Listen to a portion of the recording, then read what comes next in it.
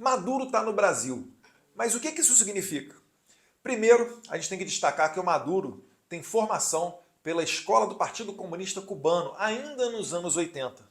Vale lembrar também que em 1990, Lula com Fidel Castro fizeram o chamado Foro de São Paulo, um grupo que reúne partidos políticos de esquerda e que teve na sua inauguração lida uma carta de um dos líderes da Farc. Pois bem, Maduro faz parte desse grupo, o Foro de São Paulo, que é um dos responsáveis pela eleição de Hugo Chávez no final dos anos 90. Chávez, que antecedeu Maduro, foi quem implementou na Venezuela o bolivarianismo, ou socialismo do século XXI.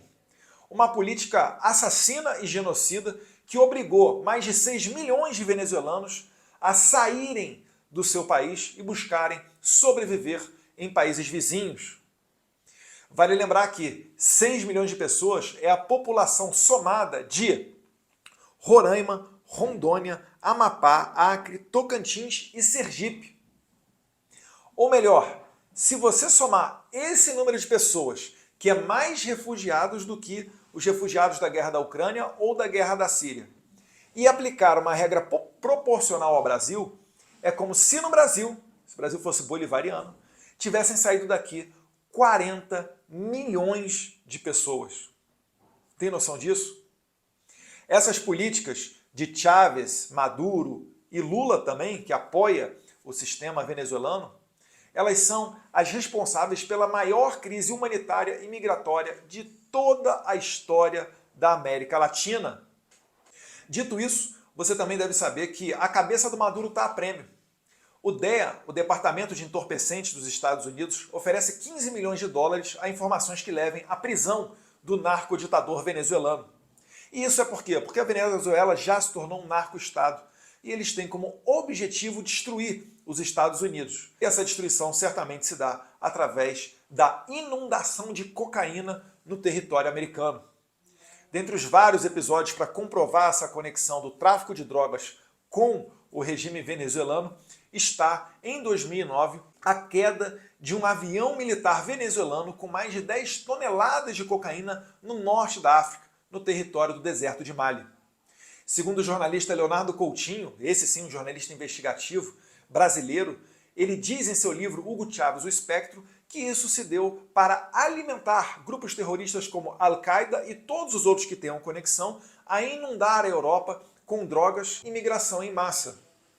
Hugo Chávez sempre teve muita proximidade com o líder iraniano Ahmadinejad. Mas não é só isso não.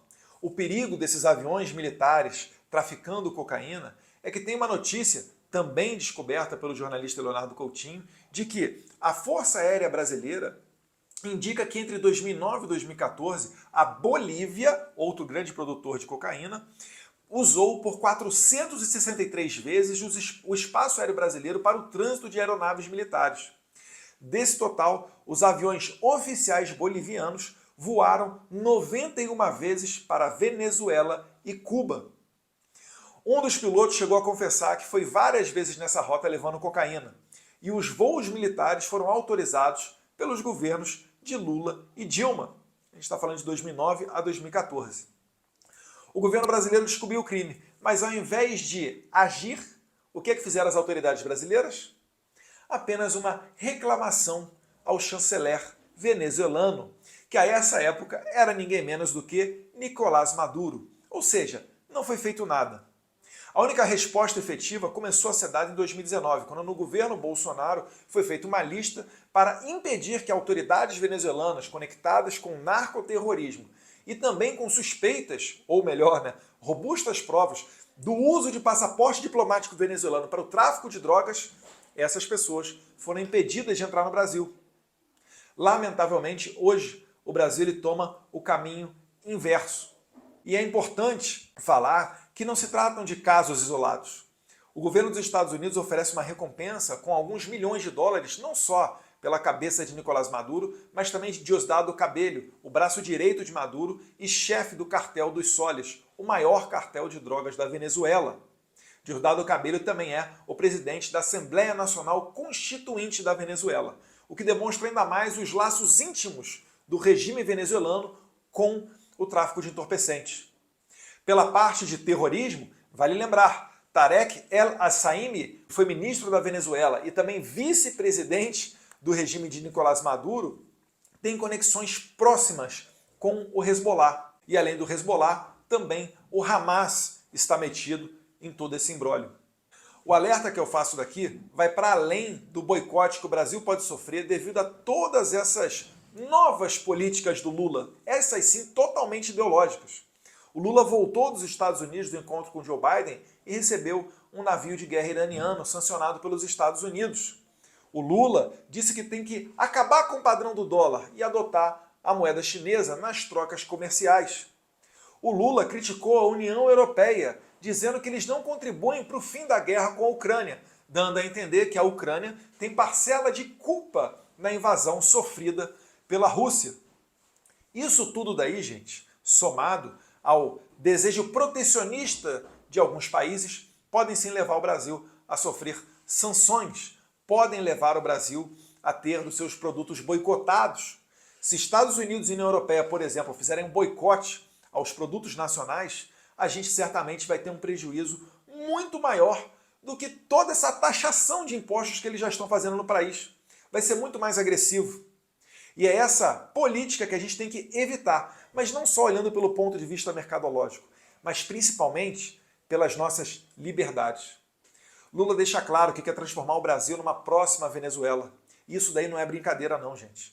A regulamentação da mídia, a perseguição a opositores, um alinhamento ideológico a países, inclusive conectados com narcoterrorismo, como é o caso da Venezuela, isso daí pode mergulhar o Brasil num caminho que vai demorar muito tempo para a gente resgatar. Se você conversar com um venezuelano que fugiu do seu país, fugindo da miséria, da fome, da pobreza, do assassinato, Caracas tornou-se a capital mais violenta do mundo. Se você conversar com um venezuelano que esteja fora da Venezuela, pergunte a ele se ele um dia imaginou que a Venezuela chegaria a esse ponto. Pergunte a ele se há 15 anos atrás, há 20 anos atrás, algum venezuelano imaginaria que na Venezuela estaria se morrendo de fome, comendo cachorro, gato de rua, pombo. Se imaginaria que várias pessoas estariam saindo de lá a ponto de fazer dessa história a maior crise humanitária e migratória de toda a história da América Latina. Certamente ele vai dizer para você que não. Então não ache você que o Brasil, pelo fato de nós sermos ricos, temos muitos recursos naturais, etc., que essa realidade não possa vir para cá. Porque a Venezuela é um país tão rico quanto o Brasil nesses aspectos.